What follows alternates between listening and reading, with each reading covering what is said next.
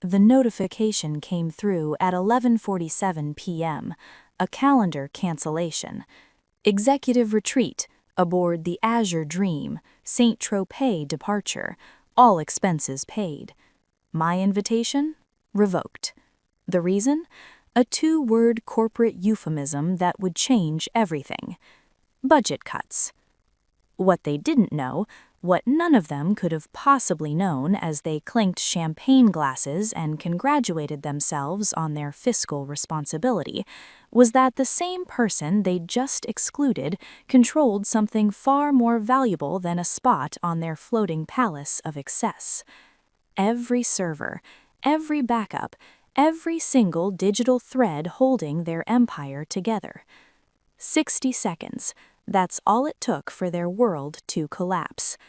But the story of how a financial systems administrator became the architect of the most spectacular corporate meltdown in modern tech history, that takes a bit longer to tell. Before diving into what happened next, a quick moment. This channel recently hit its first major milestone, and the support has been incredible. The goal now is reaching 2,000 subscribers, a community that appreciates stories where the overlooked find their voice. If this resonates, the subscribe button is right there. Now, back to the night everything changed. The name's Vesper Chen. For 3 years, I held the title of Senior Systems Administrator at Titanforge Capital, a venture capital firm that burned through startups like kindling, extracting value and leaving founders with nothing but NDAs and therapy bills. My official salary? $127,000 annually. Respectable on paper, borderline insulting for someone maintaining infrastructure worth billions. My unofficial role? The ghost in their machine, the person who knew where every digital body was buried because I'd helped dig the graves. Growing up in a family where my mother cleaned office buildings and my father drove a delivery truck taught me something the executives at Titanforge never learned. Invisibility is power. The people who empty your trash, who maintain your systems, who keep the machinery running, they see everything, they hear everything, and if you're careless enough, they can unmake everything. I wasn't hired because of some Ivy League pedigree or because my family had country club connections. I came up through community college, through certifications earned in public libraries after midnight, through sheer stubborn refusal to accept that someone with my background couldn't master systems that the privileged treated as their birthright. Titanforge's founders, two Stanford dropouts named Jameson Blake and Christopher Yates, liked having me around, a diversity hire they could point to, someone whose very presence let them claim meritocracy while they funneled opportunities to fraternity brothers and ski trip acquaintances. I kept my head down, did the work, became indispensable. That was my first mistake. Believing indispensable meant valued.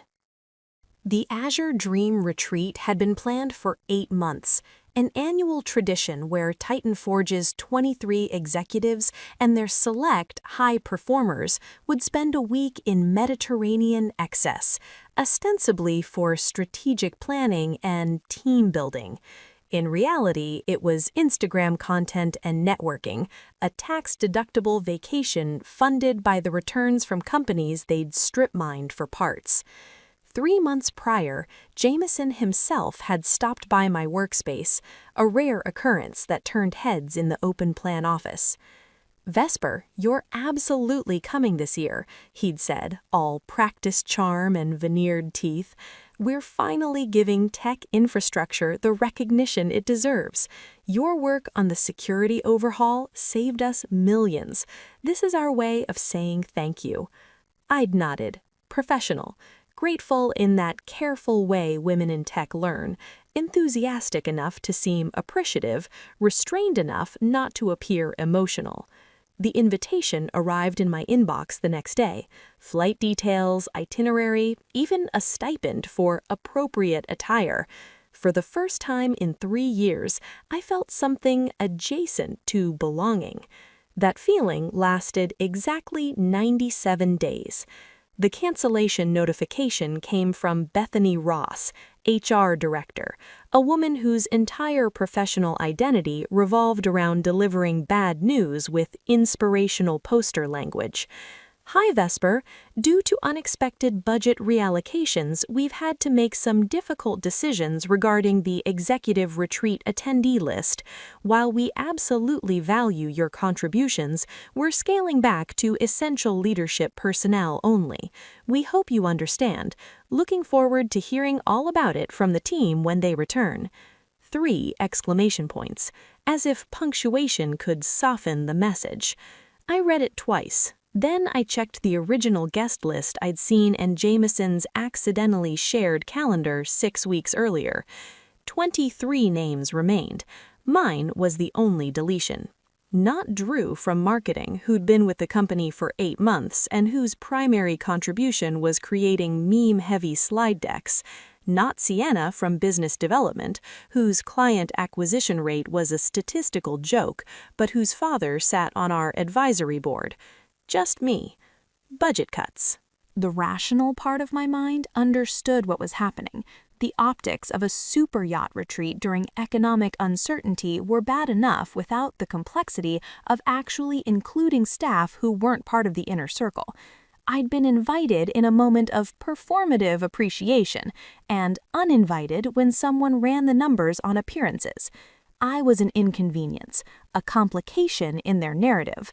The rest of my mind, the part that had spent 3 years arriving first and leaving last, that had taken 3 a.m. calls to restore servers while executives slept peacefully, that had literally kept their empire running while they took credit in board meetings, that part wanted to burn it all down. I didn't make the decision immediately. That's not how this works. First came the practical assessment, a mental inventory of exactly what I had access to, what I controlled, what leverage existed in the digital architecture I'd spent 3 years building and maintaining. Titanforge operated on infrastructure I'd designed from the ground up. When I'd arrived, they were running on legacy systems held together with hope and vendor contracts, vulnerable, inefficient, expensive. I'd migrated everything to a custom cloud configuration, implemented military-grade encryption, created automated backup protocols that ran like clockwork. I held the keys to the kingdom, not metaphorically, literally. Administrative access to every server, every database, every backup system, root access that bypassed standard security protocols because I was the security protocol. But access alone wasn't the full picture. 6 months into my tenure, during a particularly chaotic acquisition, Jameson had asked me to set up private communication servers for the executive team. Nothing official, these were off-books channels where they could discuss sensitive matters without corporate oversight or legal discovery. I'd raised the ethical concerns, diplomatically suggested that our standard encrypted channels were sufficient. Jameson had smiled that particular smile wealthy men use when they're about to ignore professional advice. "Vesper, I need you to trust me on this. Some conversations need to happen outside normal channels. Set it up, keep it quiet, and I'll make sure you're taken care of during review season." So I did. Created private servers, encrypted messaging, file storage, a complete parallel infrastructure invisible to standard IT auditing. I administered it on top of my regular duties, unpaid, under the table. The irony wasn't lost on me. They trusted me with their secrets, but not with a spot on their boat. The Azure Dream was scheduled to depart from Saint-Tropez on June 15th at 2 p.m. local time, 5 a.m. Pacific. The night before, Titanforge's executive team gathered for a send-off dinner at Flower Plus Water, an expensive restaurant in San Francisco's Mission District, where they could be photographed looking appropriately innovative and cultured. I know this because Sienna posted 8 Instagram stories documenting the evening, Jameson giving a toast about our incredible team, Christopher discussing the visionaries in this room, 23 people celebrating their excellence. I was home in my studio apartment in Daly City, Chinese takeout going cold on my desk, 3 monitors glowing in the darkness. The decision crystallized around 9 p.m. Not a hot, angry choice. Those are the ones that get you caught. This was cold, calculated, a simple recognition that if my value to them was truly 0, then their value to me had just become negotiable. I started with documentation, screen recordings, database exports, encrypted backups of the private servers stored on external drives and cloud storage accounts they didn't know existed. Every message, every file, every piece of evidence that Titanforge Capital wasn't the ethical operation they claimed in their marketing materials. This took 4 hours, methodical, thorough. Then I drafted a message, not to send immediately, timing would be everything, but to have ready. To whom it may concern, this communication serves as documentation of systemic ethical violations, potential securities fraud, and breach of fiduciary duty at Titanforge Capital. Attached, you will find 3 years of unredacted executive communications from private servers I was instructed to maintain outside official channels. I am providing this information to relevant regulatory bodies and affected parties in the interest of transparency and accountability. VCH, former systems administrator. Former. I was already writing my exit. At 1 a.m., I created what's called a dead man's switch, an automated protocol that would trigger based on specific conditions. If I didn't cancel it within a designated time frame, if certain accounts became inaccessible, if specific keywords appeared in my email, the documentation would automatically distribute to a carefully researched list of recipients.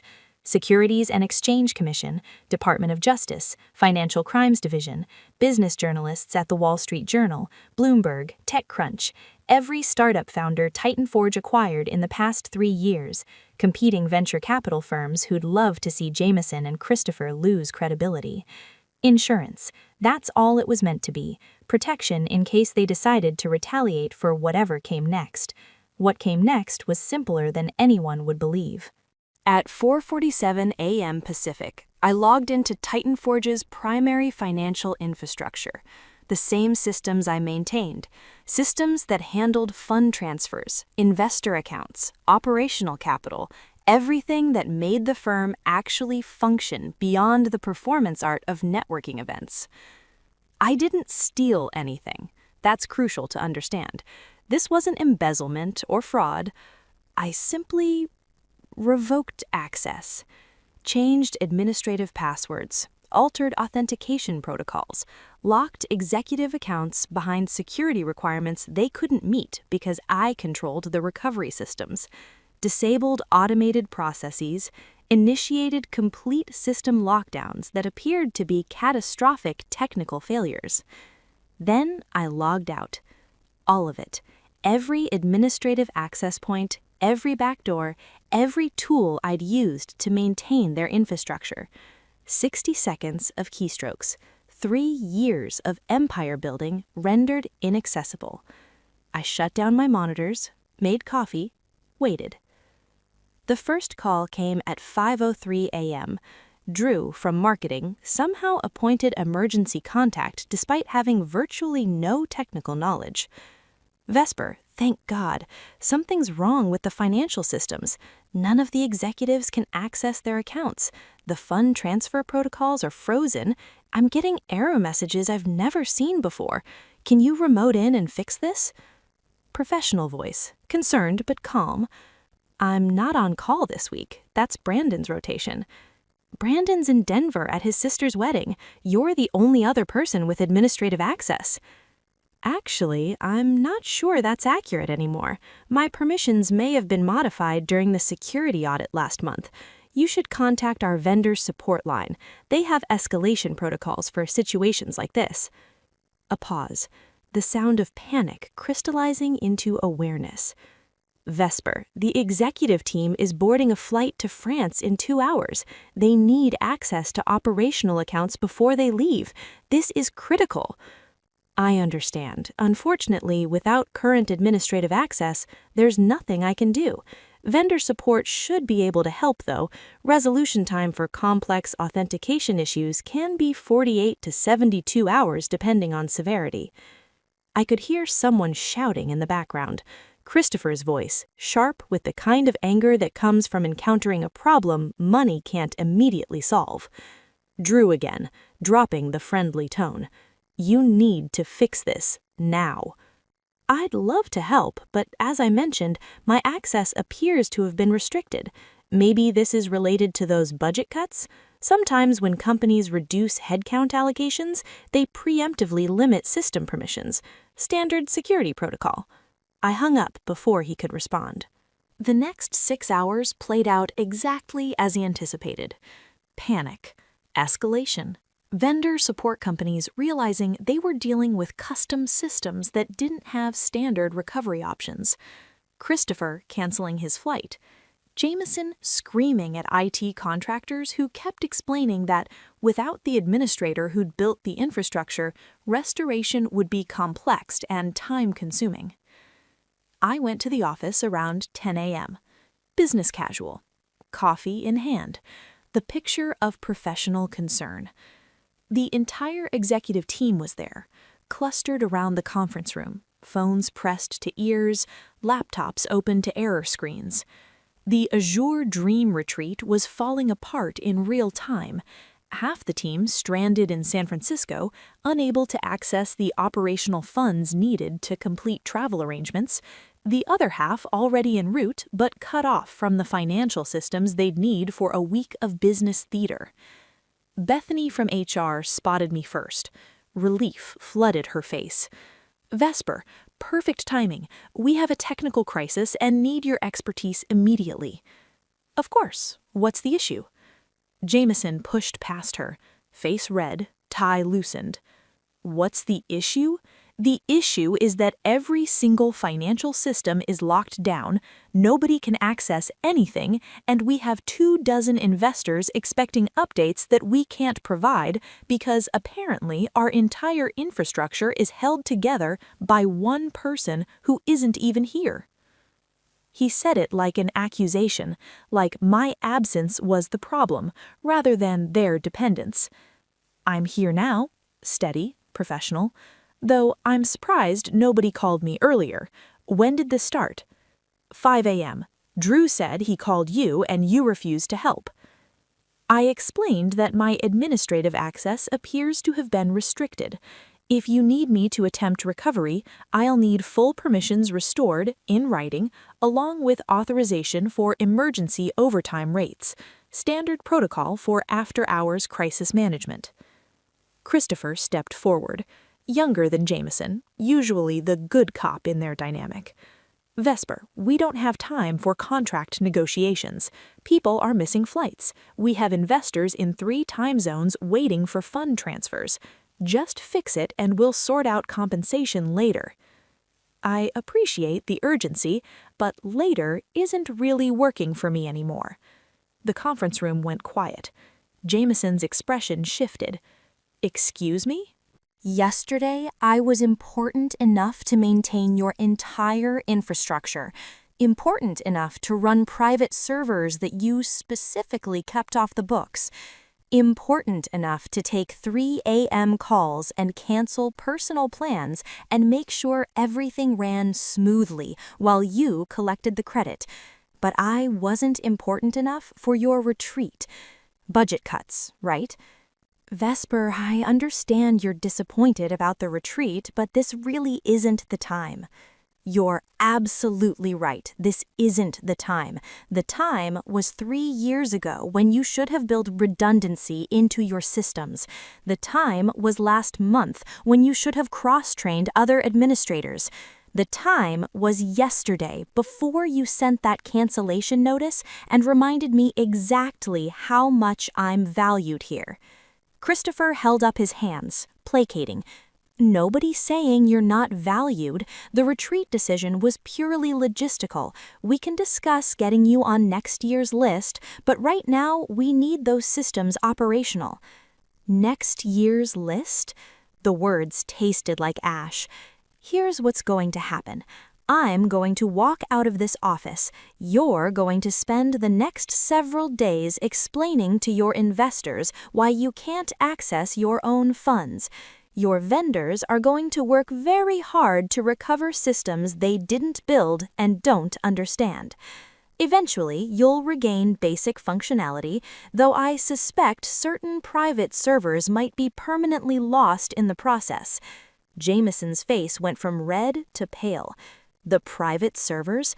Vesper, those contain confidential communications that I maintained without compensation outside official channels at your explicit request? Yes, I'm aware of what they contain. Very aware. The threat hung in the air, unspoken but crystal clear. You're making a serious mistake. Jameson's voice had gone cold. If you've accessed confidential information, if you've deliberately sabotaged corporate systems, that's corporate espionage. We have lawyers who will bury you. Sabotage? Tilted head, genuinely curious performance. I haven't sabotaged anything. I simply logged out, ended my administrative session. If your entire company collapses because one person stops working, that's not sabotage, that's catastrophic mismanagement. I pulled an envelope from my bag, letter of resignation, effective immediately. As for confidential information, I'm sure those private servers you'll claim don't exist won't be a problem, though if they somehow do exist, if there's somehow evidence of communications that should have been on official channels subject to legal oversight, well, I'm sure your lawyers are very good. They'll probably advise you that pursuing a wrongful termination suit against a former employee might trigger discovery processes you'd prefer to avoid. Bethany was already on her phone, security most likely. Christopher stepped closer, lowering his voice. What do you want? Money? A settlement? Name your number and we can make this go away.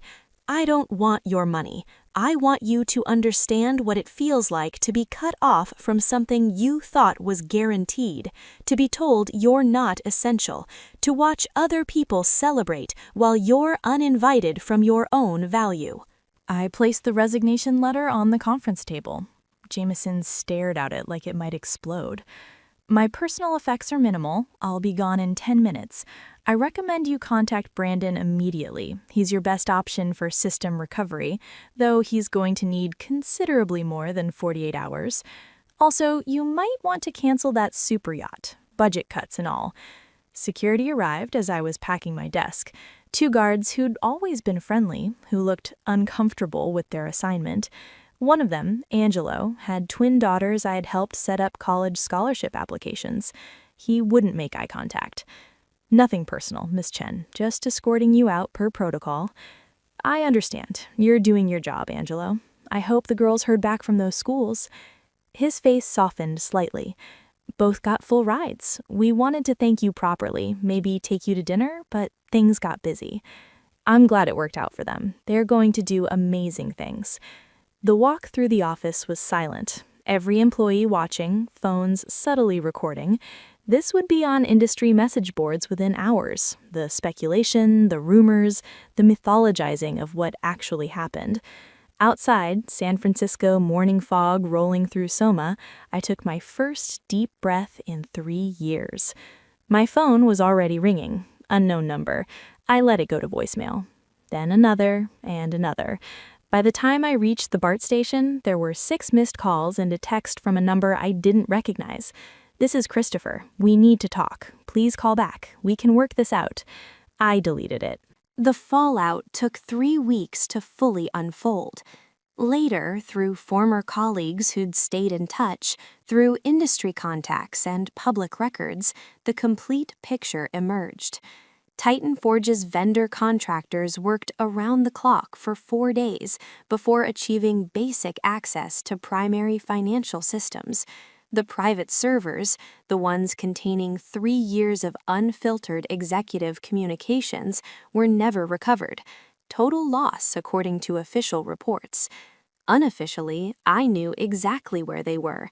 Encrypted, backed up, insurance. The Azure Dream Retreat was canceled, deposits lost, investor relations damaged, the entire executive team stuck in crisis management mode, while their competitors circulated rumors about instability and technical incompetence. 2 of Titanforge's major investors pulled their commitments within the week, not because of the technical failure itself, but because of what it revealed about organizational structure, an entire firm dependent on a single administrator they'd valued so little they'd uninvited her from a company retreat. Jameson sent 3 settlement offers through intermediary attorneys, increasingly desperate, increasingly generous, 6 figures, then 7, complete with ironclad NDAs and non-disparagement clauses. I didn't respond to any of them. Christopher tried a different approach. LinkedIn message, personal tone, almost apologetic. I know we screwed up. I know you have every right to be angry, but this is destroying everything we built. Please, let's find a way to resolve this that doesn't burn everything down. I wrote back exactly once. You didn't build it. People like me built it. You just put your names on it and took the credit. Then I blocked him. The dead man switch remained active, set to trigger if certain conditions were met, if they sued me, if they filed criminal charges, if my name appeared in any negative press they might plant. They never crossed those lines, too smart for that, or maybe just too afraid of what discovery might uncover. 3 months after leaving Titanforge, I received an email from an address I didn't recognize. The subject line read, "Thank you." It was from Owen Mitchell, founder of a startup called Helix Analytics that Titanforge had acquired 2 years prior. I remembered the deal. Christopher had been particularly proud of it, talked about their strategic restructuring and value optimization. What that meant in practice, they'd bought Helix for a fraction of its worth, fired most of the original team, including Owen, then sold the IP to a larger firm for triple the price. Textbook venture capital predation. Owen's email was brief. "I don't know if you'll remember me, but I founded a company your former employers acquired in 2021. I just received some interesting documentation from an anonymous source, communications that make it very clear the acquisition was based on deliberately suppressed valuation data and coordination with competitors that probably violates about 6 different regulations. My lawyers are very interested. So is the SEC. I'm reaching out because I wanted you to know that if you were the source of this information, whatever happened between you and Titanforge, you gave a lot of people a chance at actual justice. So thank you." I hadn't sent him anything directly, but the dead man's switch had parameters, one of which was a delayed distribution protocol that released specific documents to affected parties on a rolling timeline, provided certain conditions remained stable. Apparently, some of those documents had started reaching their destinations. I wrote back, "I'm glad you got the information you needed. I hope it helps." Within a month, 3 other founders reached out, then a journalist from Bloomberg, then an SEC investigator requesting voluntary cooperation in an ongoing inquiry. Titanforge's empire wasn't collapsing in 60 seconds. It was dying slowly, bled out by the weight of its own documented misconduct. 6 months after my resignation, Jameson Blake and Christopher Yates quietly stepped down from leadership positions at Titanforge Capital. The official press release cited pursuing other opportunities and shifting focus to advisory roles. The unofficial story, reported in tech industry newsletters and business journalism, painted a different picture. Regulatory investigations, investor lawsuits, former acquisition targets seeking damages for fraudulent valuations.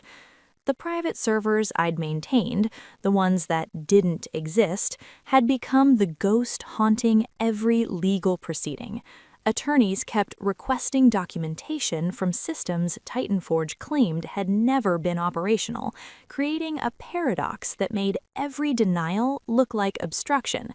They couldn't admit the servers existed without admitting they deliberately maintained off-books communications. They couldn't deny their existence while former employees and investigators kept referencing specific messages and files.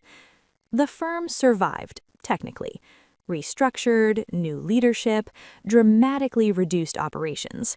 But the Titanforge that had planned superyacht retreats and played kingmaker in Silicon Valley venture capital, that version died. I watched it all from a distance, from a new position at a nonprofit focused on financial transparency and corporate accountability. Better pay than Titanforge, better hours, and a mission that aligned with something beyond quarterly returns.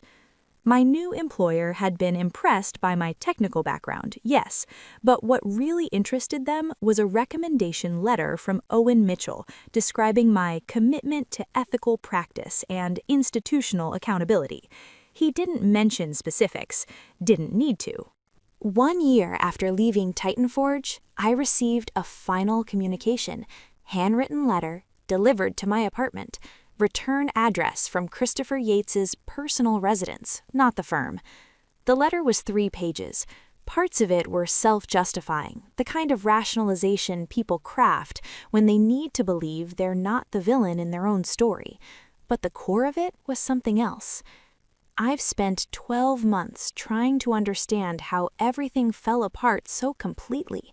The investigations, the lawsuits, the investors pulling out, all of it traced back to that morning when you walked into the office and made us realize how little control we actually had. I kept thinking you'd sabotaged us out of spite, that this was revenge for a stupid decision about a retreat that didn't really matter. But that's not what happened, is it? You didn't sabotage anything, you just stopped holding it together. And the fact that everything collapsed the moment you stepped away says everything about who actually built what we were taking credit for. I'm not asking for forgiveness. I'm not asking you to call off whatever dead man's switches or insurance policies you still have in place. I'm just acknowledging that we failed to see your value until it was gone, and by then, it was too late. For what it's worth, you were right. About all of it. It wasn't an apology exactly, more like an admission. I didn't respond. Some acknowledgments don't require validation. But I did disable the dead man's switch, not because I'd forgiven anything, but because the insurance was no longer necessary. The documentation was already with the people who needed it, the investigations were already underway, and my own protection didn't require holding anyone hostage. Sometimes the most powerful move is simply letting go. 2 years after the collapse of Titanforge Capital as anyone had known it, I spoke on a panel at a tech ethics conference. The topic was administrative access and corporate accountability, how the people who maintain infrastructure hold invisible power that organizations often fail to recognize until it's too late. Someone in the audience asked the question everyone always asked: do you regret how things ended with your previous employer? The moderator tried to move on, recognizing it as too personal, but I answered anyway. I regret that it took being excluded from a superyacht retreat to recognize my own worth. I regret that I spent 3 years making myself indispensable to people who saw me as disposable. I regret that the system is built in a way where someone like me has to become a cautionary tale before being taken seriously. A pause. The audience was silent. But do I regret what I did? No. I logged out, that's all. If an entire empire collapses because one person stops working unpaid overtime and maintaining your secrets, that's not a story about revenge. That's a story about exploitation finally meeting its natural conclusion. The applause was immediate and sustained. Not everyone agreed. Some people later criticized me online, called me vindictive, said I damaged the entire industry's reputation. But the messages I received afterward, hundreds of them, told a different story.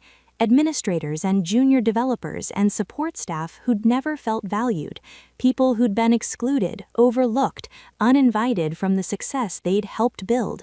They understood exactly what had happened that morning when I logged out, and many of them started asking themselves, what would collapse if I stopped holding it together?